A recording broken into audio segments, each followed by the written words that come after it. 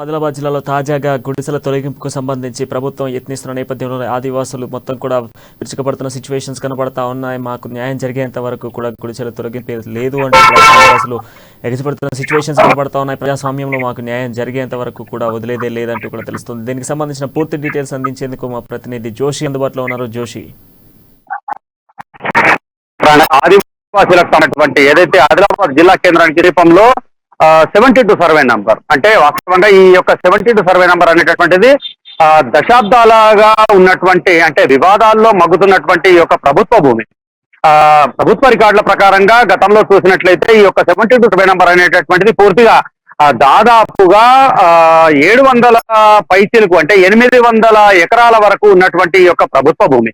అయితే కాలక్రమేణా ఇది చాలా మంది ప్రైవేట్ వ్యక్తులు కావచ్చు, కొంతమంది రియల్ ఎస్టేట్ వ్యాపారులు కావచ్చు, స్వార్థపరులకు సంబంధించినటువంటి వాళ్ళ స్వార్థం కారణంగా ఇది కొంత బిట్లుగా వారికి ధారాదత్తమైనటువంటి నేపథ్యం ఉంది దీనికి. అయితే ఇదే 72 సర్వే నంబర్ కు సంబంధించినటువంటి స్థలంలో దాదాపు 5,000 మంది ఆదివాసీలు దశాబ్దన్నర కాలంగా 15-16 సంవత్సరాల నుండి కూడా ఇక్కడ గుడిసెలు వేసుకొని తాత్కాలికంగా అంటే ఆవాసాలు ఏర్పరచుకొని ఇక్కడ నివాసం ఉంటున్నటువంటి పరిస్థితి. వాళ్ళు చాలా దుర్భరమైనటువంటి పరిస్థితుల్లో దశాబ్దాల కాలంగా బతుకుతున్నారు. అక్కడ తాగడానికి నీళ్లు లేవు, నీటి సౌకర్యం లేదు, విద్యుత్ సరఫరా లేదు, అలాగే రోడ్లు లేవు, డ్రైనేజీలు లేవు, ఎటువంటి సౌకర్యాలు లేనప్పటికీ వాళ్ళు కేవలం గుడ్డి దీపాలతో సహాయంతో రాత్రులు వెళ్లదీస్తున్నటువంటి పరిస్థితుల్లో వాళ్ళు జీవనం కొనసాగిస్తున్నారు. అయితే ఉన్నట్టుండి గత కొంతకాలంగా దీనికి సంబంధించి ఎవరో ప్రైవేటు రియల్ ఎస్టేట్ కు సంబంధించినటువంటి బడాబాబులు ఇది తమ భూమి అంటూ దీన్ని ఖాళీ చేయించడానికి ఇటు పాలకవర్గంలోని పెద్దలు కావచ్చు, అధికార పార్టీకి సంబంధించినటువంటి ప్రజాప్రతినిధులు, అలాగే జిల్లా కలెక్టర్ లాంటి ఉన్నత స్థాయి కావచ్చు, వీళ్లపైన ఒత్తిడి తీసుకొచ్చి వీళ్ళని ఖాళీ చేయించడానికి ప్రయత్నాలు చేస్తున్నట్టుగా ఆదివాసీలు ఎవరైతే ఉన్నారో అక్కడ ఆపముంటున్నటువంటి వాళ్ళు ఆరోపిస్తున్నటువంటి నేపథ్యం.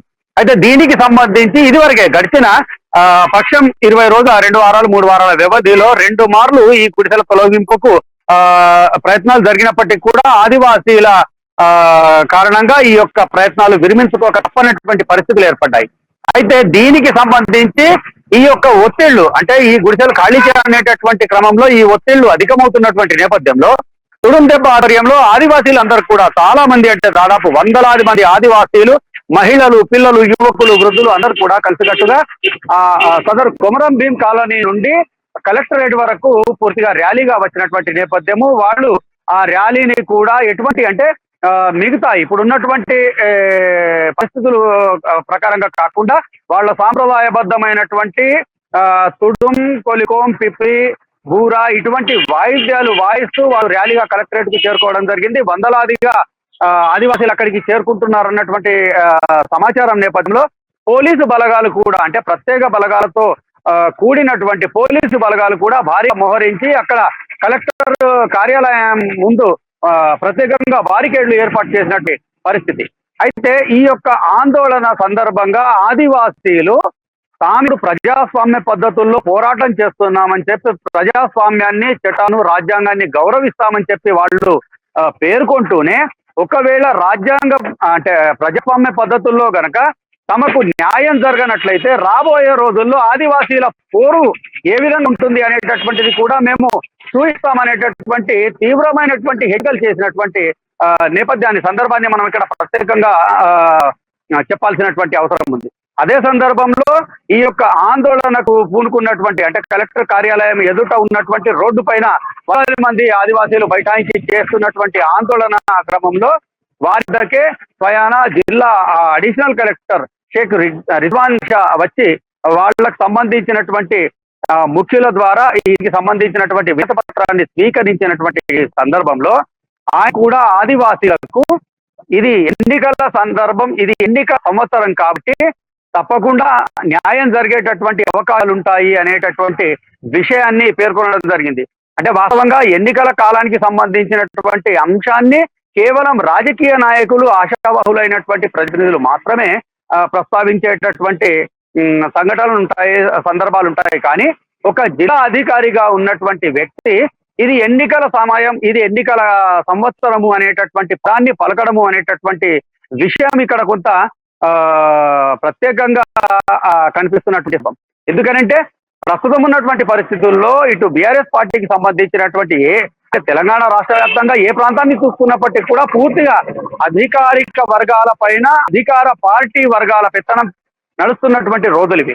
ఈ యొక్క క్రమంలోనే ఈ యొక్క పదాన్ని కనుక మనం చూసినట్లయితే ఖచ్చితంగా ఇక్కడి అధికారుల పైన అధికార పార్టీకి సంబంధించినటువంటి ముఖ్య ప్రజాప్రతినిధుల ప్రమేయం ఈ యొక్క గుడిసెల ఖాళీకి సంబంధించినటువంటి అంశంలో ఉందా అనేటటువంటి అనుమానాలకు ఈ అడిషనల్ కలెక్టర్ మాట్లాడినటువంటి ఎన్నికల సంవత్సరం అనేటటువంటి పదము ఇక్కడ పూర్తిగా బలాన్ని చేకూరుస్తున్నట్లుగా మనం భావించాల్సినటువంటి అవసరం ఉంది. అయితే ఆదివాసీ వర్గంలో ఇప్పటికి కూడా పటేళ్ల వ్యవస్థ పూర్తిగా పోనటువంటి పరిస్థితి. ఇప్పటికి కూడా అధికారికంగా ఎటువంటి ఆదేశాలు ప్రకటనలు వెలువడినప్పటికీ కూడా వాటన్నింటికంటే ఆదివాసీ గూడాల్లో ఆదివాసీ గ్రామాల్లో ఆ గ్రామానికి సంబంధించినటువంటి ఆదివాసీ పటేల్ ఏదైతే ఆదేశాలు ఇస్తారో వాటిని మాత్రమే అధికారికంగా స్వీకరించేటటువంటి సాంప్రదాయం ఇంకా ఇప్పటికీ ఆదిలాబాద్ జిల్లాలోని ఏజెన్సీ ప్రాంతంలో కొనసాగుతున్నటువంటి పరిస్థితి. బహుశా రాష్ట్రంలోని మిగతా ప్రాంతాల్లో కూడా అదే విధంగా ఉండొచ్చు. అయితే ఆదిలాబాద్ లో మాత్రం ఇంకా ఇటువంటి నేపథ్యంలో ఇటు ప్రజాస్వామ్యాన్ని గౌరవిస్తాము అనేటటువంటి మాట మాట్లాడుతూనే ఒకవేళ మాకు న్యాయం జరగనట్లయితే రాబోయే రోజుల్లో తమ పోరాటాలు ఏ విధంగా ఉంటాయి అనేటటువంటిది కూడా మేము చూపెడతాము అనేటటువంటి హెచ్చరికలు. అంటే ఈ యొక్క సమస్య ఇప్పుడు ప్రస్తుతం ఉన్నటువంటి సందర్భంలో అంటే సామరస్యంగా సమసిపోతుందా లేక ఇది ఇలాగే ప్రొలాంగ్ అవుతూ పోతుందా అనేటటువంటిది ఒక ప్రశ్న. అయితే ఒకవేళ ఈ సమస్య మరింత జటిలమయ్యేటటువంటి నేపథ్యంలో ఆదివాసీలకు సంబంధించి ఉమ్మడి జిల్లా వ్యాప్తంగా దాదాపుగా ఆదివాసీలు లక్షల సంఖ్యలో ఉన్నటువంటి నేపథ్యం. అయితే ఈ యొక్క ఆదివాసీలకు సంబంధించినటువంటి కుల సాంప్రదాయాలు, వర్గ సాంప్రదాయాలు, కట్టుబాట్లు కావచ్చు, భాష కావచ్చు, వీటన్నిటికీ ఒక ప్రత్యేకత ఉంది. కాబట్టి ఈ యొక్క సమస్య జటిలమైనట్లయితే రాబోయే రోజుల్లో ఇటు అధికార పార్టీకి ఆదివాసీలు దూరం అయ్యేటటువంటి అవకాశాలు కూడా అంటే పూర్తిగా లేవు అని చెప్పడానికి వీల్లేనటువంటి పరిస్థితి.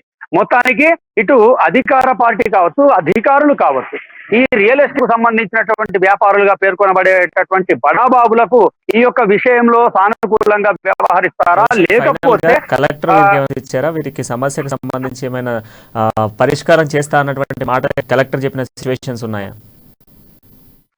అంటే కలెక్టర్ దీనిపైన ఎటువంటి స్పందన లేదు. కానీ ఆయన పేర్కొన్నటువంటి ప్రకారంగా ఇప్పుడున్నటువంటి పరిస్థితుల్లో తప్పకుండా అందరికీ న్యాయం జరుగుతుంది అనేటటువంటి ఎన్నికల సత్రం అనేటటువంటి విషయాన్ని దృష్టిలో పెట్టుకున్నట్టయితే ఈ సమస్యను కూడా రాబోయే ఎన్నికలకు ముడిపెట్టి ఆదివాసీల ఓట్లు పొందేందుకు అధికార పార్టీ ప్రయత్నం చేస్తున్నట్టుగా మాత్రం మనకు స్పష్టంగా తెలుస్తుంది. Pranay, thank you Joshi.